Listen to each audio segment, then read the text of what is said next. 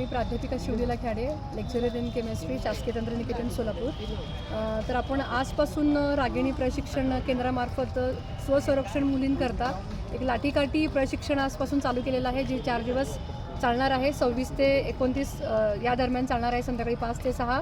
तर आपल्या संस्थेमध्ये जवळपास एक 2000 विद्यार्थी आहेत आणि त्यामध्ये जवळपास एक 700 मुली चा समावेश आहे. आणि सगळं आवर्जून सांगायचं म्हणजे आपल्या संस्थेमध्ये 3 मुलींचे हॉस्टेल्स आहेत, ज्याची संख्या 200च्या आसपास आहे.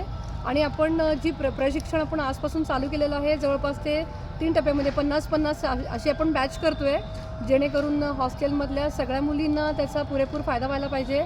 आणि भविष्यामध्येही जसं मोबाईल ते बाळगतात, तर त्याप्रमाणे देखील या गोष्टीही ज्या प्रशिक्षणामध्ये त्यांना शिकवल्या जाणार आहेत येणाऱ्या काळामध्ये, तर त्या बाळगल्यामुळे त्यांचं नक्कीच कुठे ना कुठेतरी स्वसंरक्षण होणार आहे. तर या संदर्भामध्ये ज्यांनी आपल्याला मार्गदर्शन केलेलं आहे, ज्यांचं प्रशिक्षणासाठी आपल्याला मार्गदर्शन लाभलेलं आहे, असे याळगी सरांची मी खूप आभारी आहे. आणि या प्रशिक्षणाला मार्गदर्शन करणारे जमादार सर आणि मॅडम, तर यांची पण मी खूप आभारी आहे. धन्यवाद.